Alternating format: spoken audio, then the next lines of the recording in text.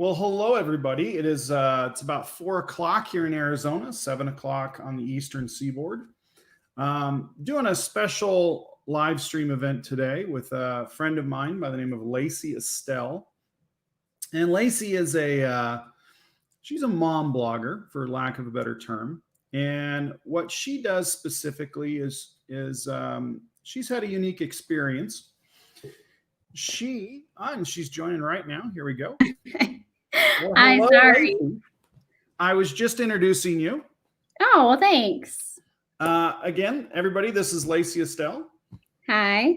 Lacy is for lack of a better term, I called you a mom blogger. Is that inappropriate, or is that a good way to say that? And I think she's got some internet lag, but well, her internet's catching back up. So Lacy has a blog that is lacyestelle.com. And what she talks about is her experiences navigating motherhood as a single parent with ADHD. She has 3 children. She has a toddler, if I'm getting this right, a 9-year-old and an 11-year-old. And we were talking the other day, and she had mentioned, and it came up in conversation that COVID is extremely changing the way she experiences motherhood. And when you think about it, in addition to being a blogger, she has a full-time job. She has 3 kids, and she's a single mother. So that's a challenge, right? And she asked me, following my live stream from last week, how my experience has been going with having kids back in school already. So in Arizona, we start school like the first week in August, which is crazy because at this point we've had, I think, 45 days over 110 degrees. And it is just hotter than heck here. So what's going on with my kids is I've got a 10-year-old and a 13-year-old. And I think she's still having some internet issues. I've got a 10-year-old and a 13-year-old. And the 10-year-old is in 4th grade. The 13-year-old is in starting 7th grade. And what's going on is they are doing classes virtually. So what happens is they log on in the morning and they go into a Google Classroom, kind of like a Zoom meeting, but maybe a little more secure. I'm not really sure, but Google's really figured this out. And the school district has done a phenomenal job in setting this up, making it easy to use for the kids of all ages, really, and making it also easy for parents to understand what's going on. So homework assignments are on the screen. They've got a calendar of due dates. It's a real simple process there. But I'm waiting for Lacy's internet to work itself out, and it's not hard to think that people have internet issues at 5 o'clock, 6 o'clock, 7 o'clock, wherever you are in the world. Everybody's on the internet all day long, and especially here in Arizona. Like I said, it's been over 110 degrees for 45 days in a row. So people are getting throttled on the internet, and it's really, really not good. I'm going to send her a quick message and let her know she can pop back in whenever she gets a chance. But so what they've been doing is they get on this Google Classroom. Now my 10-year-old who's in 4th grade, he goes into a classroom and he stays in that same classroom throughout the day, which is good, right? He doesn't have to go class to class to class. The 13-year-old, on the other hand, has to go class to class to class to class. So he's got a 40-minute class, 10-minute break, 40-minute class, 10-minute break, 40-minute class, 10-minute break. And it's the older one that has ADHD. So he's having to manage this. Now, where this is getting tricky for myself and my wife is one of us has to be here during the day to make sure they get into class. And that's hard, right? I have a full-time job. My wife has a job. And so we're having to switch around and trade days off. in order to accommodate being here while they're in class. And so one of the things Lacy and I were talking about was how, as a single parent, she's managing this. Now, mind you, I'll mention again, she has a toddler, she has a 9-year-old, and she has an 11-year-old, which can be very, very hard to manage, as you can imagine. And she said she's lucky. She's got some family there in town where she lives. And let's see if she's working now. Are you working now, Lacy? Nope. She's having some serious internet issues. Don't know why, but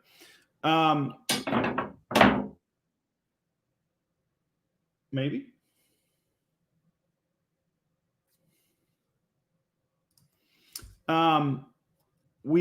So one of us has to be home. Now, in her case, she was saying that, okay, when her kids go back to school, where she lives, they're going to go back to school. Can you hear me, Lacy? Yeah. Where she lives, her kids are going to go back to school in September, whereas we've had a month here. So she's trying to make arrangements to make sure that she can get back to school and get to work and make sure her kids are getting through school okay.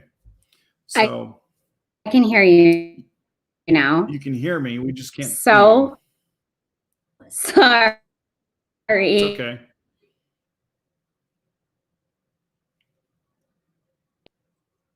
Yeah, you're still pretty laggy.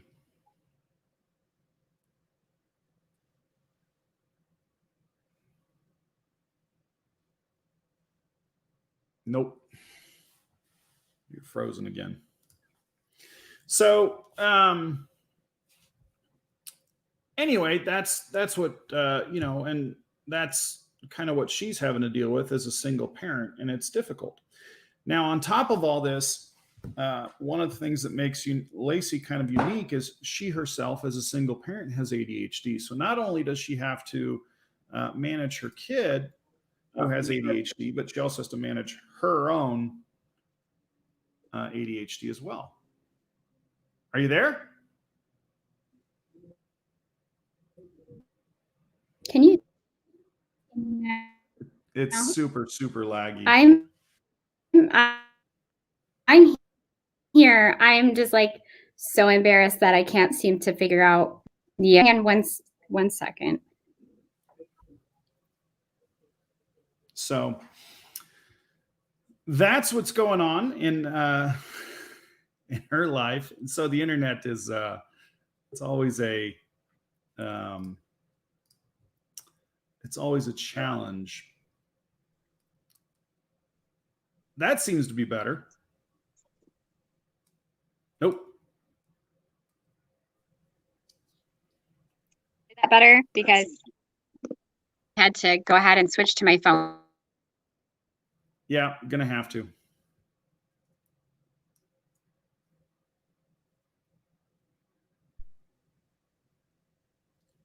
There you there? are. Yeah. Gosh. How awful. Okay.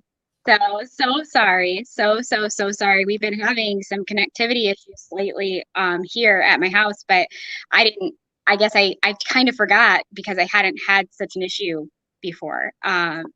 And so I just dropped the ball, and I am totally sorry for that. It's okay. So I spent the last few minutes just kind of telling everybody your story as a single parent, kids with ADHD yourself. Mm-hmm. And a little bit of background, and told them that you run Mothering the Storm, which can be found at lacyestelle.com. Yes, and sir. Kind of talking about some of the things you're starting to think about as kids go back to school, starting here in about 2 weeks there. And you're in Michigan, correct? Yes, I am. Yep. Okay. So I know that we've had some of the strictest rules and regulations kind of put on us here with COVID. And, the kids, my kids were originally going to go back to face-to-face school. Right. As a single parent, I was like really relieved, even though it's a scary time for everybody, but at the same time, I was like, okay, I know that this will be okay. And then at the last minute, they said, yeah, they're going to switch them to September 8th as the new start date, and they're going to do all online schooling. And I talked to a lot of different parents in my community and everything else, and a lot of them were saying that quite a few of them are saying that actually their ADHD children are thriving really well in the virtual atmosphere. So my 13-year-old is doing very well, and I think that's attributable to, we've made makeshift his own beds. space. Yeah. Well, yeah, because I mean, my kids, prior to this year, they came home and they did their homework at the kitchen table, and so now we were having to separate them. So we put the older one in my office and studio, and now he's kind of forced to do his work. Yeah, it's so funny too, because I actually I spoke to another blogger who made a homework course last year, pre-COVID, pre-everything, and she talked about the importance of she actually wrote a book too that I read. And I was able to apply some of the principles. She talked about the importance of, if you want your kid to do their work, let them work where they want to work. So like letting them choose their own spot to sit rather than it's always got to be at the kitchen table. Now, for my kids, they want to do something like build a fort in the trampoline and do their homework out there. And I'm like, yeah, I don't foresee that actually working to your advantage, but we can usually kind of come to some sort of arrangement where they can work, independently, maybe sometimes sitting in the living room or sitting at the dining room table. But my kids have actually had the opposite effect. My younger one does okay with the virtual learning, at least what we experienced of it back in the spring.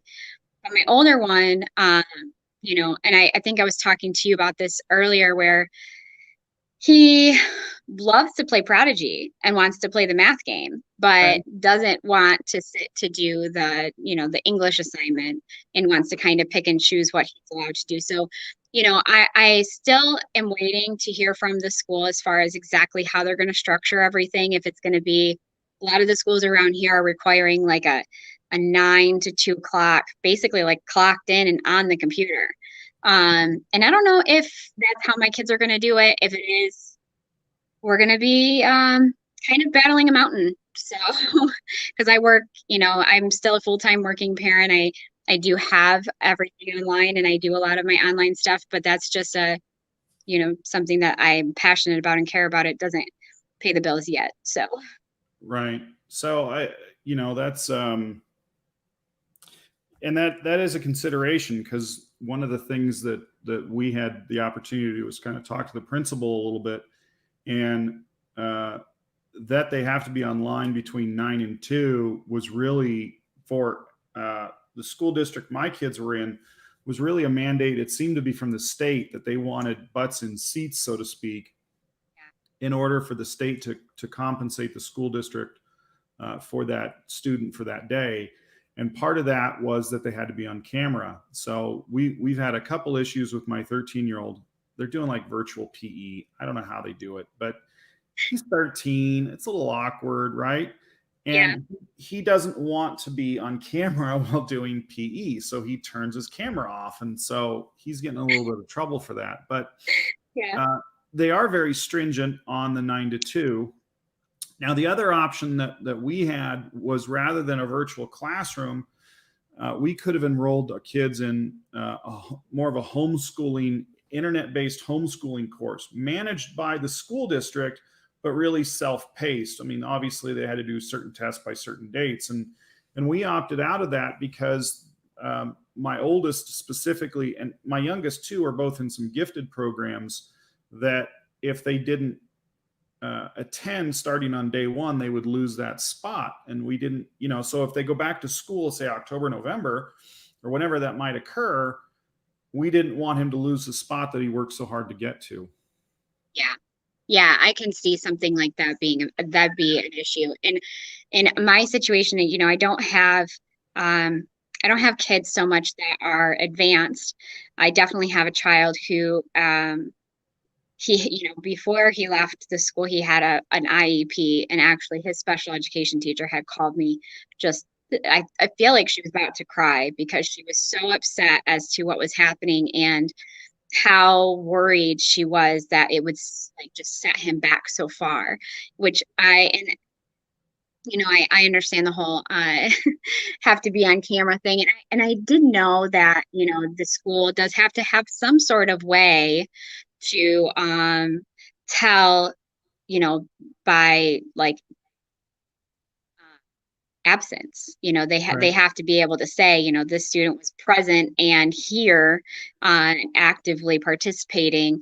Because we even ran into that issue at the end of the year last year. We got kind of lucky that for a little while I was laid off and I was home and I was kind of able to work with them some, but I also have a toddler. So there's also a few small windows of time where you're actually able to get your child to focus on what you're trying to teach them, what they're trying to learn. And then if you have, children with special needs like I do, where I've got my younger son who really, really struggles with reading and he's going into 3rd grade, where I have to really spend just time with him. I can't, a lot of parents, I feel like, or not even just parents, but non-single parents, okay, Dad, you go handle math with Joey and I'm going to go do English with, Susie. And in my case, it was, I have to spend 2 hours just with Callahan is my middle son's name, just with him, because I had to make sure that he was comprehending the words he was saying, that he knew what he was trying to do, and he knew the task. So what I found with ADHD, and it's so interesting how it affects each child differently. I have my younger son, Cal, is so much like me. He's so he would rather just veg out on the couch and watch TV and doesn't really want to exert himself much, but would just, if it piques his interest, now he can like really hyper focus on it and like pull out just some amazing stuff, especially artwork. He's very artistically inclined. But then my older son is very much like my ex-husband, very much like his dad, and very needs hands-on, has to be moving, has to be going, very hyperactive side of the ADHD aspect. And so in his instance, it's not so much trying to get him to be motivated, it's getting him to slow down enough to actually, internalize everything he's learning. So where I have Callahan, where I'm working with him one-on-one doing stuff, 2 hours, and I'm trying to just kind of get him to pay attention and get him to look and try to do it in a way that it presents it to him as interesting. I have to kind of switch gears completely with my older one and say, okay, how can I take this tiny, math assignment or English assignment and make it larger so that you actually engage and learn something by the time we're done. And it ends up taking up, just so much time. And so I just feel for all the parents who are in my situation, because I'm hearing from all of them. They're all messaging me. They're all talking to me about how am I going to do this? What am I going to do? And I'm like, I'm still trying to figure out an answer myself. So as soon as I know, I will tell you. But it's definitely going to be interesting for all of us parents who are, dealing with kids that don't learn the same way as everybody else, but yeah. So I applaud you for the 3 weeks that you've already put in. For sure. Well, now for Arizona, what's making it a little more challenging, and I had mentioned this before you came on, is we've had 45 days in a row now over 110 degrees. So it's extremely hot here this summer. I'm waiting for locusts, right? I mean, that's really where we're at on 2020. But so the kids, those were in Africa, by the way. The locusts were in Africa. Right. Something else is coming. Yeah. Yeah. So the kids are, they're confined indoors. They're watching way too much YouTube, which I can't stand. Not that I don't like YouTube. There's some great stuff out there, but when they're watching, stuff on, people jumping into ball pits for fun, it's just, I don't get it, but whatever. So that's a challenge. The other challenge that we're having, and this is one for every parent out there, is the mistake that we really made was They get up really early for some reason. I will sleep till noon if I can, but at 6 a.m. they're up and they're in on their devices already. So then we're having to get them off the devices to get them into school. Okay, well now they've got a lunch hour. Think about it. They can't go outside. Okay. We've taken away devices during the day and they're going stir crazy because I don't want them on devices during that school period. Right. So he'll go in and play Legos. Okay. Well, now he has to remember to come in at the appropriate time to get back on his class, or my wife or I have to remind him to do that. It's just the little things that make sense. Now where I have concerns are, okay, let's take the single parent that can't accommodate their schedule. Maybe their kid's a little older, maybe they're 14 or 15 and they're old enough to stay home, right? And okay, you want them to have access to their phone during the day while they're at school. Okay, in those break periods, they're hopping on their phone and doing their little thing, or during lunch they're hopping on their phone, and then or they're ditching class to go on their phone. Things to think about.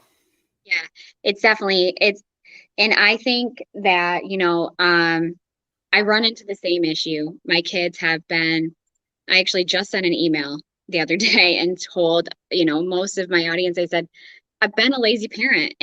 But the truth is, I feel like I've been a lazy parent, but everybody's I feel like a lot of parents have said, we're all parenting in a pandemic and nobody really understood what that was going to entail. And so it's kind of like survival mode. If I need to get something done, I know my kids are spending way too much time on video games. They're spending way too much. And my biggest worry is, like you talk about those transitions, I just had a mother ask in another group that I'm in, she said, how can I get my daughter to not be so crazy in the morning? Because she just has such a hard time getting up. And I find this with a lot of ADHD kids, even myself, before I was on medication, getting up in the morning for me was really, really hard. I don't know why that is, but I noticed a huge difference being on medicine as opposed to not being on it. Once at least I can get out of bed, I can get moving a lot faster. But, she was saying, how can I make this easier? And it's just that transition problem with ADHD kids where they don't notice the time. They have time blindness. They don't recognize when things are, okay, it's been 20 minutes. To them, 20 minutes, if they're doing something they enjoy, it feels like 5. So then they don't want to leave what they're doing. They don't want to switch gears. And how hard is it too for them who, maybe, like you were saying, they want to get back on their phones. Okay. So then they kind of succumb to, oh, well, I'll go play Legos. But then it takes them, 5 to 10 minutes into Legos to be like, okay, I'm kind of excited about this now. Like I'm into it and I can focus enough to where I can do something. It's like, as soon as they get that point, they start to get an idea of what they want to do. And all of a sudden we're going, oh yeah, by the way, you got to switch gears again and come back to school. Like I know that some teachers totally understand the predicament. And I know, there's people that have it, I know people who have one more child more than me, and they're also a single parent. I can't fathom what they're going through, but I know that, we're not alone in this. Everybody's kind of struggling. So I will say something that has been helping my own kids with transitions just in general is actually asking them what they're supposed to be doing rather than just telling them.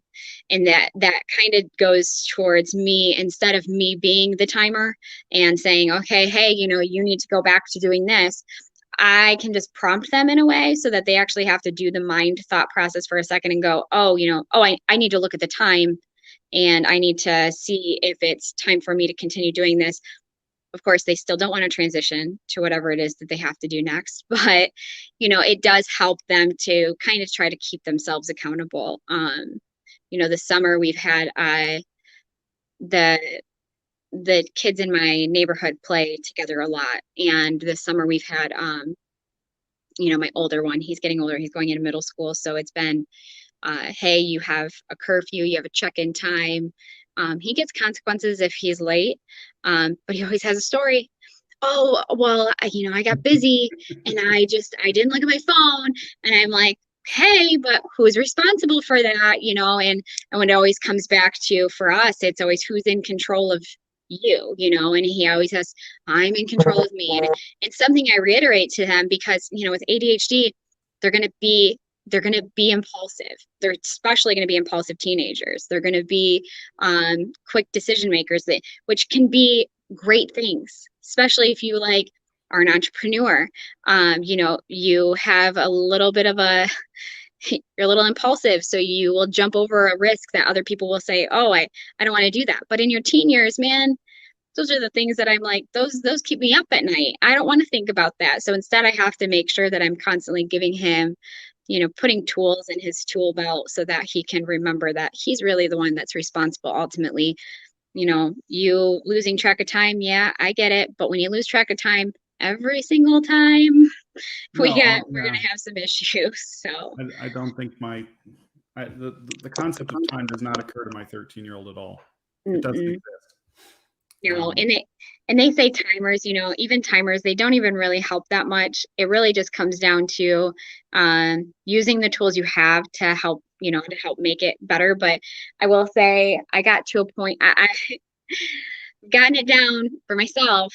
I can be 5 minutes late now, which is huge for me because, when I started way back when I realized I had ADHD and I had this time problem, I was like an hour late, and I did not realize, I thought doesn't everybody run late? Isn't that just how life is? And now I've gotten it down to a 5-minute window, which I'm pretty proud of. But, to the people that don't even understand the concept of lateness or time blindness, they're like, you're really late. I'm like, it's only 3 minutes. I swear, to me, this is on time. So I struggle with that myself, and I've never been diagnosed as having ADHD, or ADD. Part of that reason is I've never actually taken the time to go figure it out if I actually have it or not. But I am consistently late to everything by 5 to 7 minutes, I would say. And it drives my wife insanely crazy. And then I also, me personally, and I'm a 43-year-old guy who hyper focuses like no tomorrow. So she'll go into the bedroom at 8 o'clock and turn on a TV show, and I'll say, oh, I'll be right there in a minute. And the next thing I know, it's 2:30 in the morning, So I understand that perspective, and I understand the struggle that my oldest has, and I understand the struggle that the kids with ADHD have. Part of that, in addition to having that time struggle, one of the other contributing factors of that is anytime somebody's on any type of stimulant medication, their internal clock functions a whole lot faster. So this is a hard one to understand, and it took me a long time to get my brain around. Okay. When you think about somebody whose internal clock is moving faster than somebody, so we just take a 30-second period. And if I ask you to close your eyes and count to 30, and I time it. So most people, the average person is plus or minus about 4 seconds from 30 seconds if they just estimate the passage. Somebody who's on a stimulant medication I can never say it, but Vyvanase, Concerta, Cotempla, Ritalin, Adderall, whatever it might be, they may have an internal clock running at 20 seconds. Okay. So when that clock is running faster, time actually doesn't speed up for them. So you would think that somebody who says, oh, okay, I have 30 minutes to do a project, they at 20 minutes, you would think that they're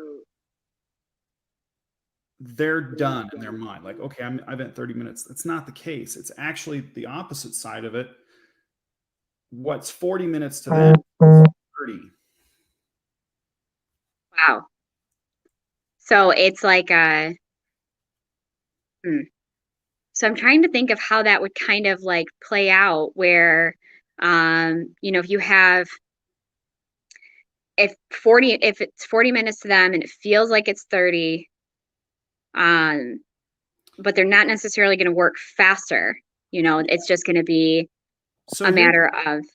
here's where we figured this out. So, and you and I have had this conversation before, and I think a lot of my followers know this, but I'll reiterate. So my full-time job is that I'm a deputy sheriff. And one of the things I specifically do is I've been specifically trained in how to understand how drugs impair the human body, right?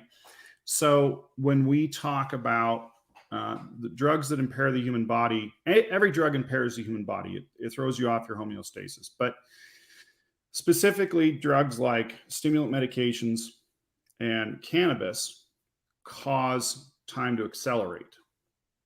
Okay, and that may seem, everybody thinks, oh, I smoked a bunch of weed and now I'm totally chill. Your body clock is actually speeding up. So one of the biggest problems with driving impaired when it comes to anybody on a stimulant or or cannabis is they might be going 100 miles an hour down the road, but they only think they're going 55 or 60. So some of the worst accidents that we have come from people that are impaired by stimulants or cannabis, because cannabis, like a stimulant drug, functions quite the same way. It increases your heart rate, increases your blood pressure, your concept of time speeds up. So it's when we ask our kids to say, okay, take 5 minutes and do this, and they're not done for 9, they think they did it in 5. Okay. That makes a lot of sense, actually. So that's really interesting. I know me and you had talked about your job and how that all came into everything. And it's so interesting, the information that you know about medications that, I mean, sometimes I feel like I know a lot, but you know so much more than I do. Well, my understanding is how they impair somebody. And I understand, I'm not a pharmacist. I don't have that level of training. I'm not a doctor. I don't have that level of training. But when you understand how a drug interacts with that homeostasis line, you can really start to understand what they're going through. And like we talked about before, in my world where I make music to help children and adults with ADHD get to sleep easier, what we're looking at is the downside effect of that drug when it wears off, right? The body crashes, it has to go through dumping serotonin, dopamine, or whatever it dumps into its body late in the day to offset that crash. That's where we're getting that late in the day burst of energy that causes these kids to not be able to fall asleep.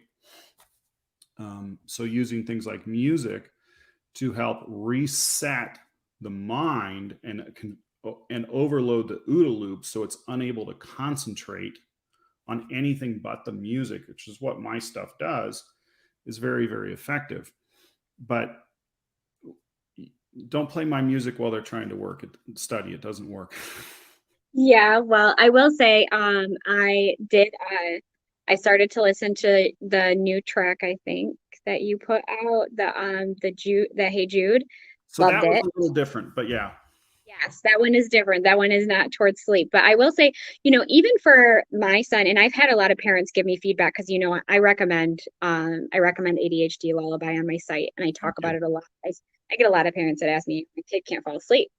And I've actually found that, even for my oldest, even when he's not taking the medication, because he had just insomnia as a part of the ADHD, it still worked for him really, really well. So, so kudos. So thank you for what you've done. Because I will say, like in our house, I mean, he's so dependent on it. I was just telling you earlier, he's a YouTube subscriber, so he can, listen to it when he's not home. So, but yeah, it definitely has such a huge effect. And I will say too, like, one of the biggest hangups as an ADHD parent is, what are the pros and cons to medication? I have so many parents who talk about, I want my child to be able to do better, but at the same time, my husband struggled with addiction and I don't like the idea of just handing that medication over to my child. And, in somebody like your circumstances where how it affects the body, how do you how did that conversation kind of go? Let me just kind of ask you that, you and your wife had to come to that decision. So let's talk about, you bring up the word addiction, and we have to understand there are different types of addictions, right? When I think of, and I'm going to use alcohol, for example, you can be both physically dependent upon alcohol. If you've ever seen somebody go through detox from alcohol, their body becomes physically dependent upon alcohol to function, right? Opioids, heroin, morphine, fentanyl. If you create a physical addiction, your body is going to go through a detox period. That is a physical addiction where your body craves it. The body doesn't go through similar physical addictions with stimulant medications like it does with alcohol or with a narcotic analgesic or an opioid. And as such, what does occur, though, is we become psychologically dependent upon it. And you can become psychologically dependent on just about anything. It basically goes, and I'm not a psychiatrist, I'm not a psychology major, but it's kind of that Maslow's, dogs. If I get, my caffeine every day that I love, right? I'm creating that world in my own head that I have to have that, right? Now, Right. if you're on a constant caffeine drip, there is some physical dependence that forms with caffeine. The drugs that are developed today in Concerta, Cotempla, Vyvanse, Adderall, etc., are engineered when they're taken and this is the key part, if they're taken within their therapeutic range, so you're not overtaking that medication, it is really hard to create a physical dependency on it. Now, you can create an emotional or psychological dependency because hey, look, they know that they're making friends, they're doing better in school. And I will tell you, with my 13-year-old, when we don't give him his medication, he gets in trouble. He blames not being on his medication for the decisions he's making. And while I call a little bit of BS, because he still has those synapses firing, say, hey, this is a bad idea, he makes a bad decision and he continues with it. Like he's making that, whereas on the medication, he's not making the bad decision to start with, which Right. I understand. But the fact that you made the bad decision and then you continue for a period of time making that bad decision tells me that you're using this as a crutch. And so at least that's my take on it. I could be wrong, and I often am, but I would tell a parent that there are pros and cons to everything in life. It doesn't matter what it is and what decision you're making. You have to weigh the pros and cons. With stimulant medications for ADHD, we know the cons are sleep issues, and we know there's appetite suppression, right? So this is part of the reason why kids who are on these stimulant medications, and if you don't have a kid on stimulant medication, you're watching this and you're like, do I do it? Do I not do it? Go talk to your doctor. And one of the things that really set us at ease is every 3 months, my kid has to go in, and I'm sure you have to do the same, and for yourself and your kids if they're medicated. Every 3 months, they have to go in for a med check. Are they putting on weight? Are they healthy? Is their blood pressure in order? And making sure that the kid is still growing. If they're not, the doctor is going to make some changes because obviously they need to be healthy first and foremost. But, the medications today I don't know how old you are. When I was a kid and Ritalin first came out in the 80s, the kids on Ritalin would sit in the back of the class and just drool, right? They were zombies. Yeah. It's not the case today. These are really, really good stuff. And with the advent of time release, the dosages are almost perfect throughout the day. Yeah. So I was resistant at first because all I could think about was the 80s when, you know, when kids are in the back Right. of Yeah, the classroom. It's totally different. it But is. And I remember when my oldest son, when we first tried medication, we tried Concerta, I believe, which is, I think, just a Ritalin or similar drug. it's a time released methylphenidate. Yeah. But the way his psychiatrist kind of explained it to me, because I ended up coming back in and I said, this is not helpful. If anything, this is worse, because he was like, his outbursts went from, like, it seemed like he slowed down a little bit. He was so something I mentioned periodically is my oldest, in an effort to slow down his brain, he will jump when he's trying to tell a story. And you know, if you have an ADHD child, you might experience that. They feel they kind of need to move to kind of keep up with whatever it is that they're trying to explain. So I noticed that that went away. So I get it. Yeah. Yeah, I noticed that. Almost like Tourette's. Yeah. The excitement, right? They're just so filled with whatever it is that they just got to get it out. But yeah, he ended up he would have, I noticed that went away. Like, he was calm, he could just kind of go through the motions. But in it, like, very short time later, man, and what she ended up explaining to me is the rebound effects of the drug, which is what you are talking about, overcoming using ADHD lullaby in the evening. These were happening, you know, 3 hours after he took medication. So it may have been a dosage problem, but then she also explained to me too that, because after that we ended up deciding to try Vyvanse, and Vyvanse was much easier on him. And the way she said it, she said, you know, the Concerta had a very like, short curve. Like, you know, it starts here and it peaks and then it comes right back down pretty quickly. And she said Vyvanse is much more elongated throughout the day. Yeah. So yeah, there's other considerations too, and I mean, when you look at a pill, the only thing in that pill is not just the medication of methylphenidate, right? You have various chemicals that are supporting the extended release. You have fillers. You have all kinds of things in there that do very specific things. But like when you look at Concerta worked for us very, very well for a long period of time. At one point, he outgrew it and we had to switch. But we tried the generic versions of Concerta because my insurance considered Concerta a Schedule 4 drug on the insurance. So we were paying like $380 a month for his Concerta, which is outrageous. Yeah. So we tried the generic one, and you go to Walgreens, CVS, doesn't matter. What the buyers for Walgreens or CVS, Costco, doesn't matter, are constantly switching what brand of generics they're buying based upon what they can get the cheapest that month. So the non-active ingredients are constantly changing. Now, some people may have minor reactions to them.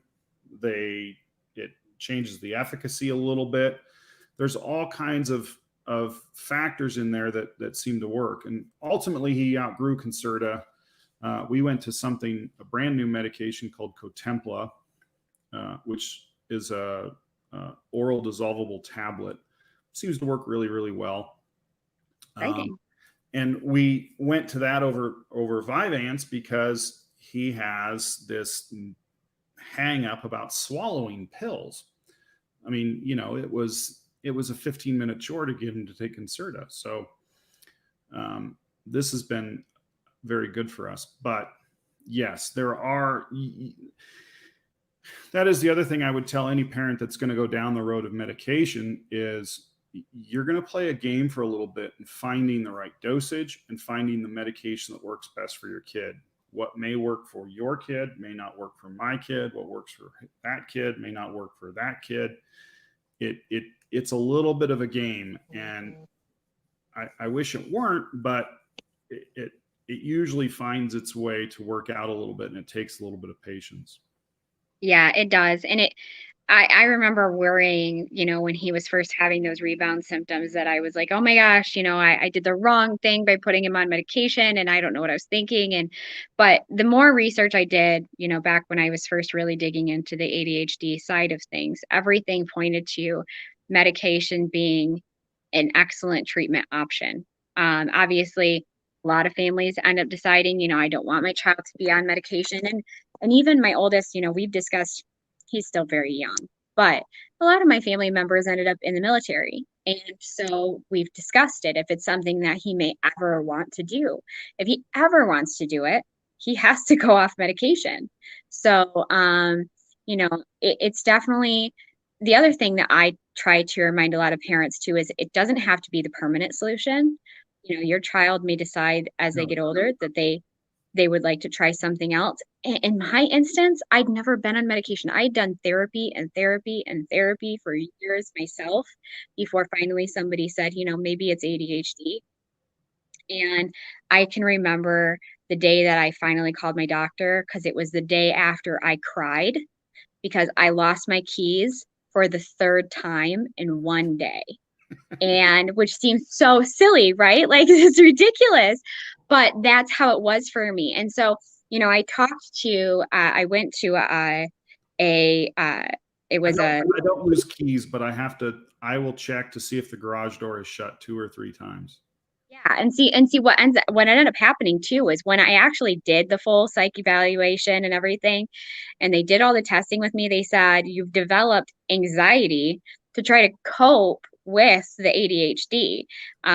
Over that also came from a few other, things that happened to me in my life between a bad relationship and divorce with my parents and all that kind of stuff. But at the same time, my brain was basically like, okay, well, we have to really make you worry about something, otherwise you'll forget about it. And so, now I had I wasn't just battling one issue. Now I'm kind of battling two, because they will feed off each other. Right. So, for me, it was like when my doctor was like, well, you want to try medication? I was like, please. Because in my instance, I thought, you know, I will say, as somebody who has witnessed several people who probably struggle with ADHD or maybe they struggle with anxiety and then they end up doing something like self-medicating and just watching because we mentioned what your day job is. My day job is I work for an attorney. Okay. And he's a criminal attorney. So I see all sorts of people come in who didn't know what they were working against inside their own brain and they ended up with you know addiction issues, self-medicating issues, self-harming issues. And I will say I must have had a decent amount of coping mechanisms because I never even really entertained that side of things. I know a lot of people have, but I do feel like, when I went to an ADHD training specifically, we were talking about all the different symptoms and one of the ladies raised her hand and she said, I have all of those, but I just thought it was just my personality or, how do you decide if this is something that you need to deal with? And basically I ended up raising my hand and I said, as somebody who went almost my whole life undiagnosed, it's up to you. How much of it is affecting your day-to-day life. And, my oldest goes back and forth because, we head to school and on a day he forgot his medication, he wants to cry because he's like, no, I can't get anything done at school if I don't have my medication. But then at the same time, he hates that he gets that upset about it, and I feel his pain because for me, it's like if I don't take my medicine, I can't, I'm not a very good employee. I'm not a very good writer. I'm not, I can do what I have to do. I've done it my whole life, but I feel like I'm running a marathon all the time. And that's what I try to tell people when they tell me, they're like, should I take this? Should I consider this?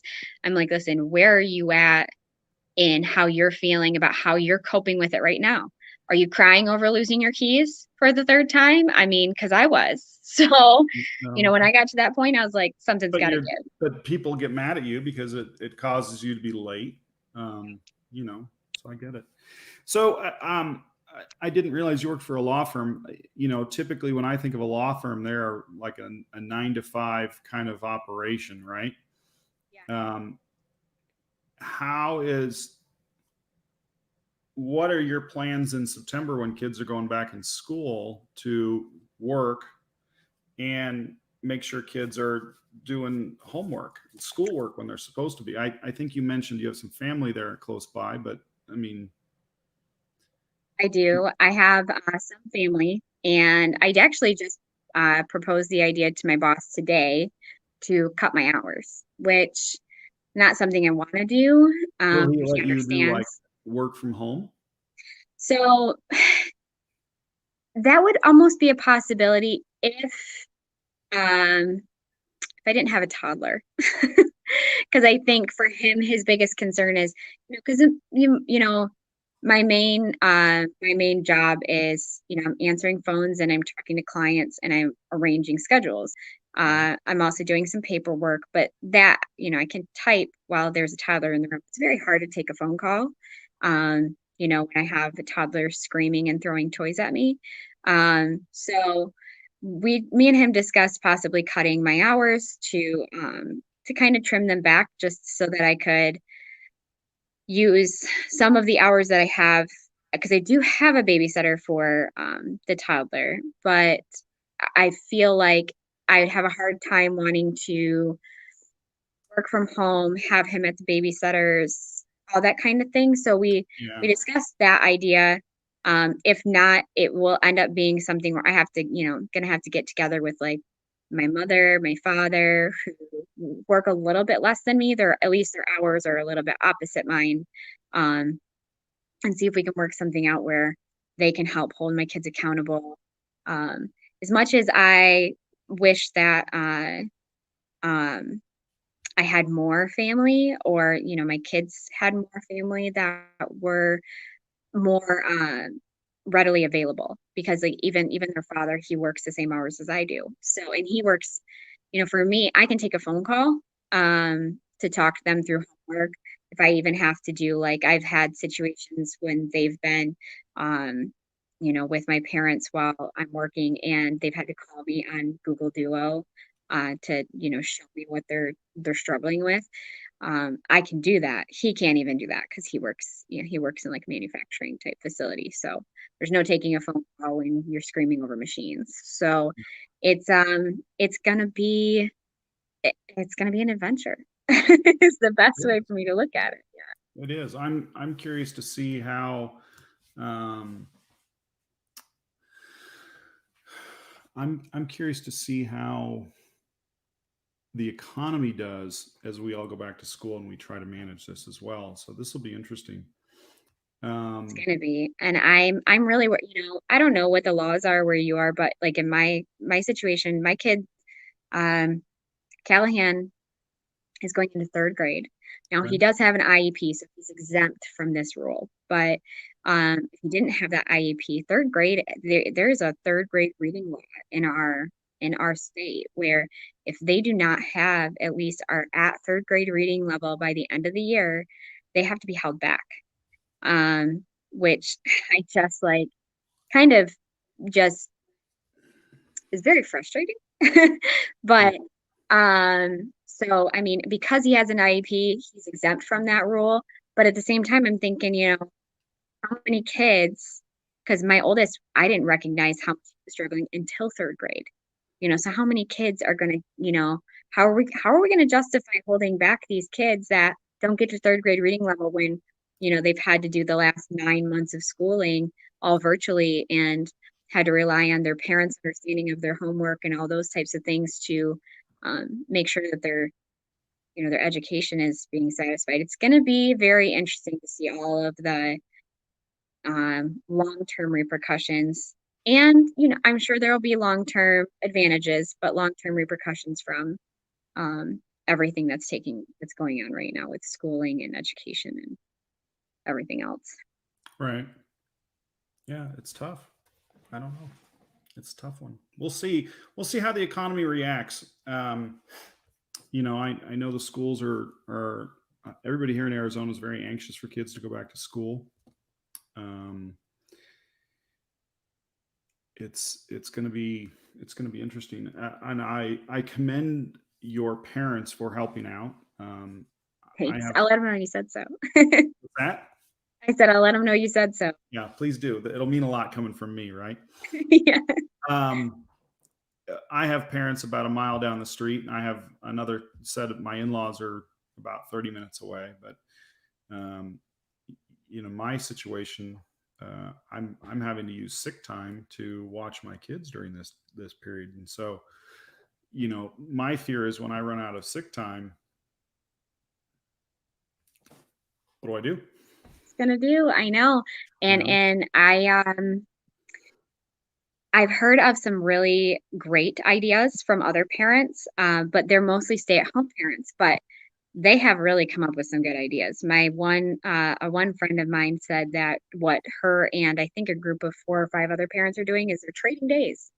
So all the kids go to, so and so's house and so-and-so's house on Monday, Tuesday.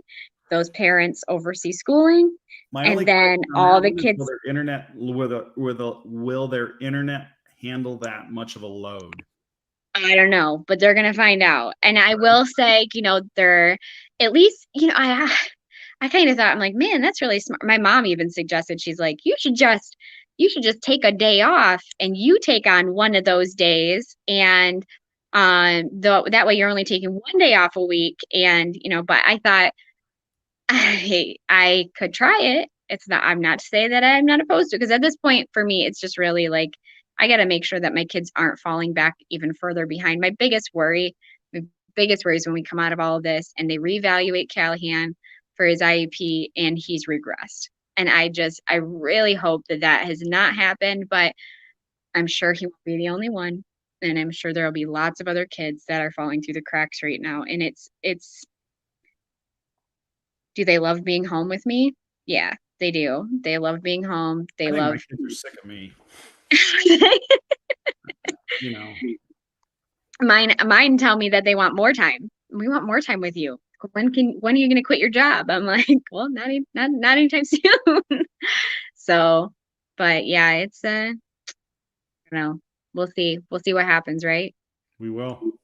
So I will leave you with we're coming up on about an hour, and I'll leave you with one other thought and consideration. And you've got an 11-year-old, I've got a 13-year-old, and so this is for my 13-year-old. This is something that's bothering me, if you will. Is he's just not getting the social interaction, right? And 13 in my memory, 13, 14, 15 are really critical years as we start to develop social school skills as an adolescent, dealing with the opposite sex. Oops, sorry, I hit my mic.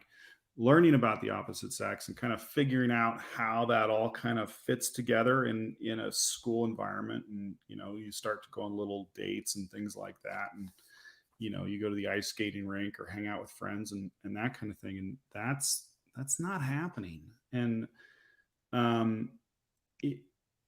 the challenge as a parent, as I start to think about it, is how do we create that interaction where they're getting that interaction with the opposite sex at these critical times to kind of, figure out their world, if you will. Do you set up these, group dates, if you will, or something? That's embarrassing, right? Yeah. Nobody wants, mom or dad calling up, Sally or Joey or whoever it might be and saying, hey, we're going to set up a bunch of guys and girls to get together and they're going to go ice skating or whatever it might be. Right. So they can learn how to interact with one another. Well, because they're not at school. And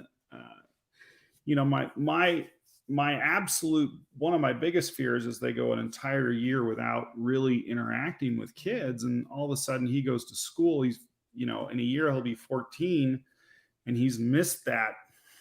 Yeah. It's a whole year behind. Well, yeah. And I will say my 11-year-old more so than my 9-year-old I'm lucky that we have I shouldn't say lucky. I should say I'm pretty blessed that we have a neighborhood full of a lot of kids. There was a girl who just moved in, and I think he thought he was so cool.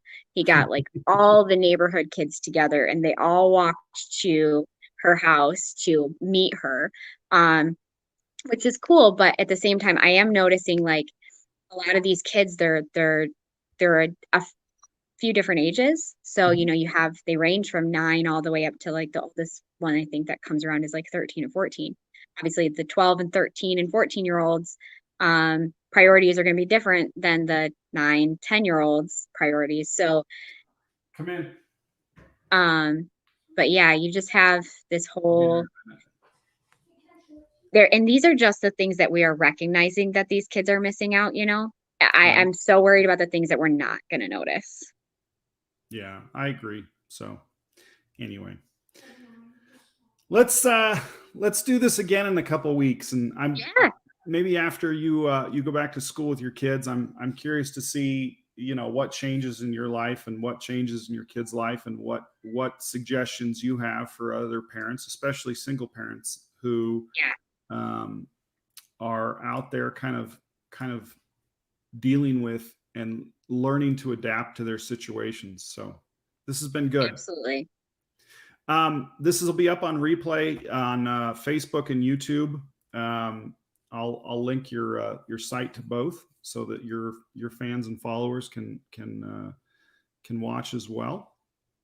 And for those of you that are watching, just a quick reminder: tomorrow night at 5 o'clock Pacific, 8 p.m. Eastern, I'll be playing live music for about 40 minutes in the style of ADHD Lullaby to help children and adults with ADHD just relax for the evening. And, you know, maybe it's before dinner or after dinner, just kind of quiet and calming and something new and different. I had a message from a parent the other day that their son listens to ADHD Lullaby every night. And one of the questions he asked me was, do you have anything new yet? Right. And I'm a little behind because of COVID in producing some album projects, because there's people home all day long, and to record an album, it takes absolute silence. But nonetheless, every Tuesday I do that. And for those that are also interested, I have additional live streaming events that go off almost daily on my Patreon page. So if you're so inclined to check that out, please do so. Lacy, it's been an absolute pleasure and a blast. I wish you the best over the next couple of weeks as you get back to school. I'm sure I'll chat with you then. And if I don't, have a very, very happy Labor Day coming up here. And hopefully you're getting good weather up there in Michigan. Like I said, it's been hotter than Hades down here. So. Okay. Well, we'll talk soon. Sounds good. Thank you again. Have a good night. No problem. Bye-bye.